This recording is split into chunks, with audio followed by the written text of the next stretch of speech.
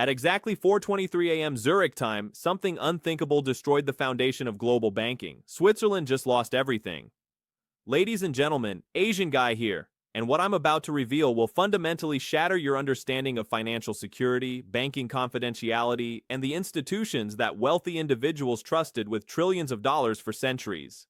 While financial media celebrates market rallies and economic indicators, while politicians debate fiscal policy and monetary regulation, while investors focus on stock performance and bond yields, the Swiss banking system, the supposed gold standard of financial discretion and security, has been experiencing the most catastrophic client exodus in financial history. They haven't just faced regulatory challenges or compliance issues. They haven't just encountered temporary liquidity problems or market volatility. They have systematically lost $67 billion in client assets in the largest banking panic since the Great Depression, with wealthy individuals, sovereign wealth funds, and institutional investors fleeing Swiss vaults for Singapore at unprecedented speed. $67 billion in client assets. Gone. Transferred out of Swiss custody in a coordinated exodus that reveals the complete collapse of confidence in institutions that once defined financial security and discretion for the global elite. The largest banking migration in modern history, executed with desperate urgency by clients who discovered that Swiss banking secrecy, vault security, and institutional integrity were myths rather than realities. But before I expose the classified intelligence that proves Swiss banks have been operating fraudulent storage systems for decades, before I reveal the insider communications that document systematic client deception and asset manipulation, before I explain how Singapore has become the new global haven for wealth that no longer trusts European institutions, you need to understand something that will shock you beyond anything you thought possible about banking and financial security. This isn't about regulatory compliance or tax policy changes. This is about systematic fraud, institutional collapse, and the complete destruction of trust in financial systems that wealthy individuals believed were unbreachable. Switzerland has betrayed its clients, and Singapore is winning because of Swiss institutional failure. My source, and I will protect their identity with absolute discretion, works within UBS Global Wealth Management, specifically in the client relationship division responsible for managing ultra-high net worth accounts that represent the core of Swiss banking profitability. This person has been documenting unprecedented client withdrawal demands for 6 months. They have been tracking systematic asset transfers to Singapore-based institutions that suggest coordinated abandonment of Swiss banking rather than routine portfolio rebalancing. They have been filing internal reports about client concerns regarding vault security, asset authenticity, and institutional integrity that indicate fundamental loss of confidence in Swiss banking capabilities and trustworthiness. And according to this source, what began as isolated client concerns following the HSBC vault scandal has escalated into systematic client panic that threatens to destroy Swiss banking dominance permanently. Let me read you the exact words that were shared with me, words that reveal the scope of institutional collapse.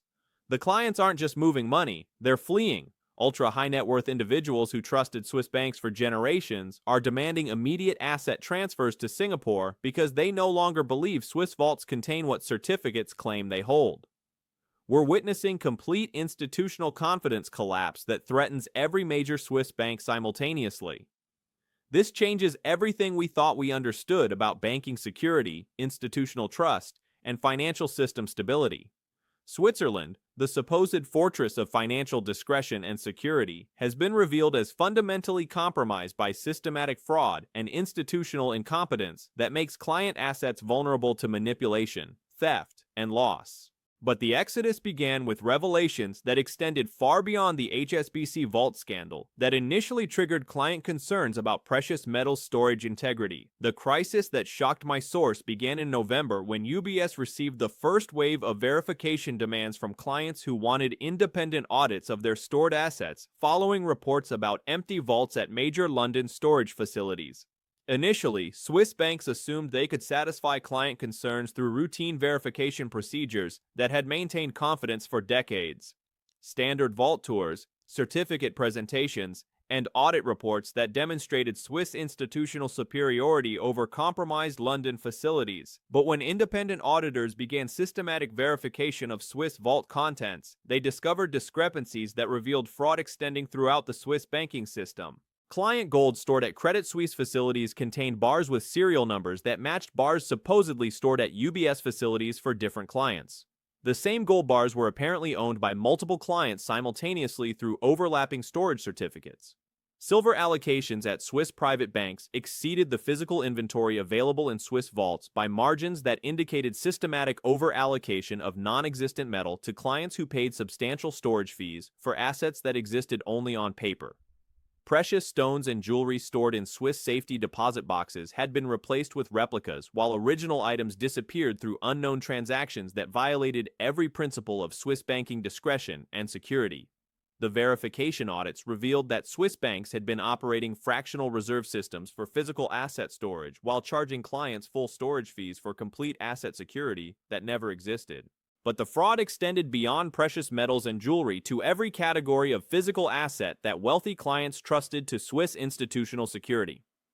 Art collections stored in Swiss facilities contained pieces that had been sold at auction, while clients received certificates confirming continued secure storage of items no longer in Swiss custody. Wine collections held in Swiss climate-controlled facilities had been systematically consumed or sold, while clients paid storage fees for vintages that existed only in institutional records. Rare manuscript collections and historical artifacts supposedly secured in Swiss vaults had been loaned to museums, sold to private collectors, or simply disappeared while clients remained unaware their assets no longer existed. The systematic fraud revealed Swiss banks had been treating client assets as institutional property available for unauthorized use, sale, or consumption while maintaining facades of security and integrity that generated enormous fees for non-existent services. According to my source, the audit revelations triggered immediate panic among ultra-high net worth clients who realized their wealth was vulnerable to institutional theft they had believed impossible under Swiss banking regulations and cultural traditions. The panic accelerated when clients discovered that Swiss banking secrecy laws that supposedly protected client privacy actually prevented clients from obtaining detailed information about their own assets, making fraud detection virtually impossible until systematic external auditing revealed institutional deception. Wealthy individuals who had trusted Swiss banks for generations suddenly understood they had no reliable method of verifying that their assets existed, that storage certificates were authentic, that institutions were maintaining fiduciary obligations rather than exploiting client trust for institutional profit. The combination of fraud revelation and regulatory opacity created perfect conditions for client panic that began with precious metals verification, but expanded to encompass every aspect of Swiss banking relationships. But the exodus was accelerated by Singapore's systematic campaign to attract fleeing Swiss banking clients through superior security, transparency, and institutional integrity that contrasted sharply with Swiss institutional failure. Singapore had been preparing for Swiss banking collapse for years through strategic investment in vault security, regulatory transparency, and institutional accountability that would appeal to clients losing confidence in Swiss alternatives. Singaporean banks offered real-time digital verification of stored assets through blockchain technology that provided clients with continuous confirmation of asset existence and location that Swiss banks could not match. Singapore implemented regulatory requirements for independent asset verification that prevented the fractional reserve fraud that had compromised Swiss institutional integrity and client security. Singaporean storage facilities provided unlimited client access for personal verification combined with biometric security that exceeded Swiss protocols while eliminating institutional barriers to client asset verification. The systematic Singapore advantages attracted clients fleeing Swiss institutional failure while demonstrating superior commitment to client security and transparent operations that Swiss banks had abandoned in favor of fraudulent profit maximization. According to my source, the client exodus began with high-profile individuals who demanded immediate asset transfers following verification audit failures at major Swiss institutions. Russian oligarchs who had trusted Swiss banks since the 1990s demanded immediate transfer of $8.2 billion in assets to Singapore facilities following discovery that their stored gold had been systematically replaced with tungsten bars painted to resemble precious metal. Middle Eastern sovereign wealth funds transferred $12.7 billion from Swiss custody to Singapore after independent audits revealed that certified diamond collections contained synthetic stones, while authentic gems had disappeared through unauthorized institutional transactions. Technology entrepreneurs who had accumulated billions through successful exits discovered their art collections stored in Swiss facilities had been sold or loaned without authorization, while they continued paying storage fees for items no longer in Swiss custody. The high-profile transfers created publicity that encouraged additional client verification demands that revealed fraud throughout Swiss banking system rather than isolated institutional problems. By January, client exodus from Swiss banks had reached $23 billion as verification audits continued revealing systematic fraud that violated every principle of Swiss banking integrity and security. But January represented just the beginning of crisis that would accelerate throughout the following months as institutional fraud revelations expanded and Singapore alternatives proved superior to Swiss institutional capabilities. The crisis escalated when Swiss banks attempted to prevent additional client verifications through legal challenges that revealed institutional desperation to avoid fraud detection rather than commitment to resolving client concerns. Credit Suisse filed injunctions attempting to prevent independent auditors from accessing client storage facilities, arguing that verification procedures violated Swiss banking secrecy and institutional security protocols. UBS implemented new verification procedures that required 6-month advance notice and institutional approval that made fraud detection virtually impossible while maintaining facades of compliance with client verification rights. Swiss private banks coordinated legal strategies designed to prevent client access to independent verification while claiming compliance with regulatory requirements and fiduciary obligations. The institutional resistance to verification convinced remaining clients that Swiss banks were hiding systematic fraud rather than protecting legitimate interests, accelerating exodus that might have been contained through transparency and cooperation. By March, monthly client transfers to Singapore exceeded $15 billion as institutional legal resistance confirmed client suspicions about Swiss banking integrity and motivated additional exodus from institutions that prioritized fraud concealment over client security. But the legal strategies backfired spectacularly when Swiss courts ruled that banking secrecy laws could not be used to prevent clients from verifying their own assets, opening institutional vaults to systematic auditing that revealed fraud exceeding previous client suspicions. The court-ordered audits documented that major Swiss banks had been operating Ponzi schemes for physical asset storage, using new client deposits to cover withdrawal demands while systematically consuming or selling client assets for institutional profit. Client gold stored at Credit Suisse had been systematically sold to cover institutional losses from derivatives trading, with clients receiving storage certificates for metal that no longer existed in Swiss custody. Art collections at UBS had been used as collateral for institutional borrowing that violated fiduciary obligations, while exposing client assets to institutional creditors in case of banking failure. Jewelry stored in Swiss private bank facilities had been systematically replaced with replicas, while authentic pieces were sold to finance institutional operations that benefited bank shareholders at client expense. The systematic fraud revealed through court-ordered audits proved client suspicions were conservative rather than paranoid, that institutional deception exceeded anything wealthy individuals had imagined possible under Swiss regulatory and cultural frameworks. The audit revelations triggered immediate additional exodus that brought total client transfers to Singapore above $40 billion by April, as remaining clients concluded that Swiss institutional fraud was systematic rather than exceptional. But Singapore's success in attracting fleeing Swiss clients wasn't just about superior security and transparency. Singapore had developed a comprehensive ecosystem of services that exceeded Swiss capabilities, while eliminating institutional vulnerabilities that had enabled Swiss banking fraud.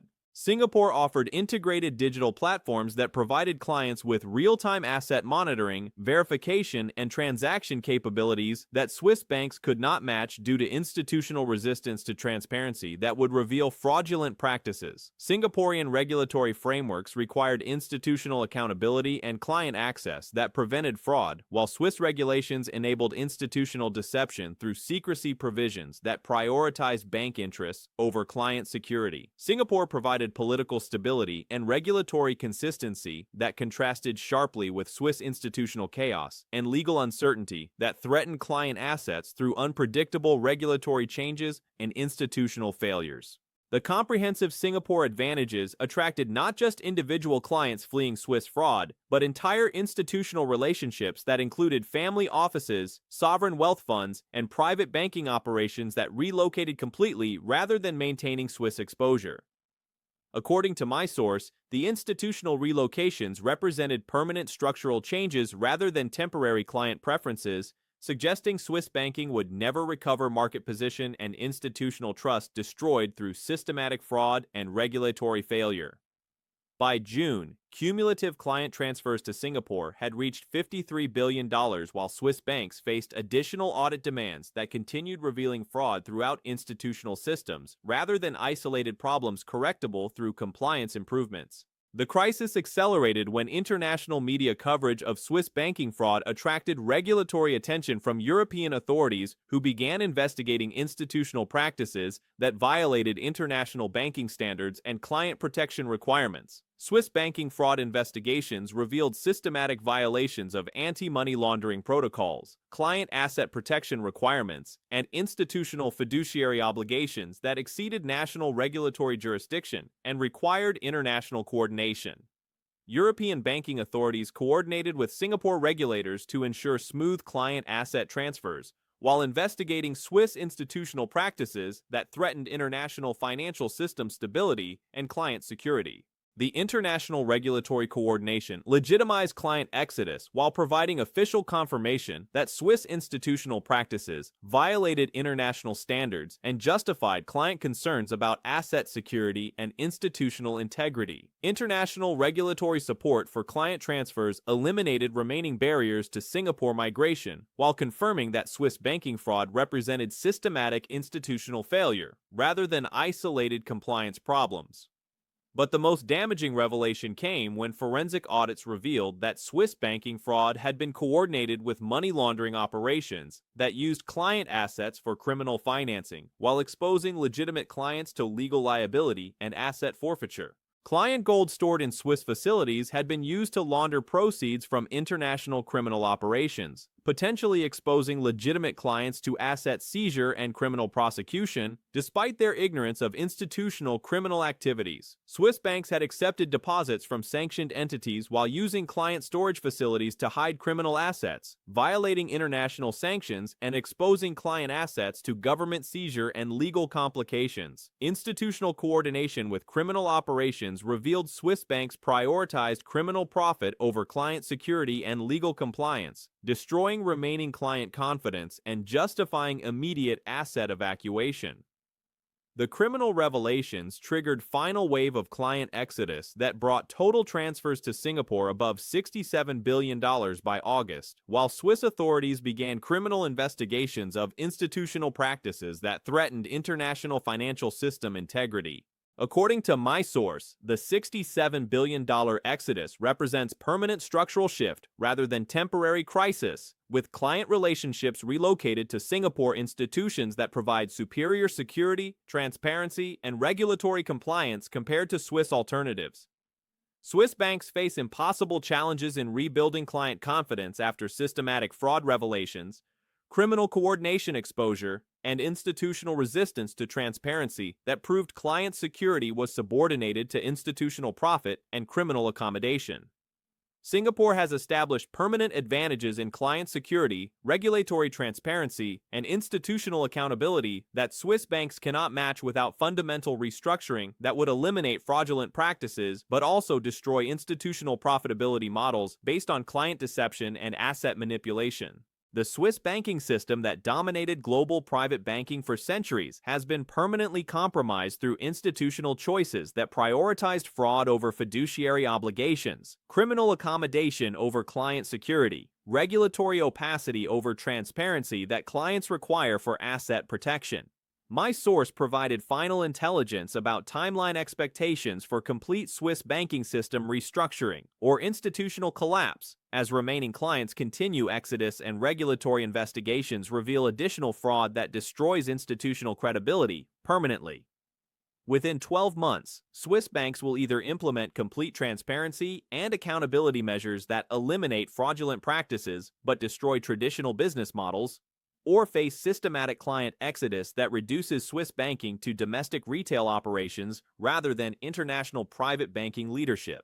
Current evidence suggests Swiss institutional leadership lacks commitment to transparency and accountability required for client confidence restoration, making systematic collapse more likely than successful restructuring. Singapore has positioned itself as permanent successor to Swiss banking dominance through superior institutional practices that provide client security and regulatory compliance that Swiss institutions abandon in favor of fraudulent profit maximization and criminal accommodation. Switzerland's $67 billion banking exodus to Singapore represents the end of Swiss banking dominance and emergence of Singapore as global center for private banking that prioritizes client security over institutional fraud and criminal accommodation.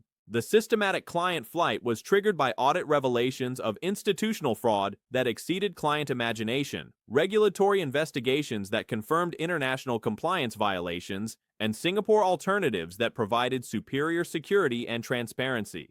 Swiss banks chose systematic fraud over fiduciary obligations, criminal accommodation over regulatory compliance, institutional opacity over client transparency that wealthy individuals require for asset security in modern global financial system. The exodus continues accelerating as remaining clients discover additional fraud through verification audits, while Singapore provides institutional alternatives that exceed Swiss capabilities in every measure of client security and regulatory compliance. This is Asian Guy documenting the moment when centuries of Swiss banking dominance ended through institutional betrayal of client trust. When Singapore emerged as global private banking leader through commitment to security and transparency that Swiss institutions abandoned. The banking exodus is complete, the institutional fraud is documented, Swiss dominance is finished.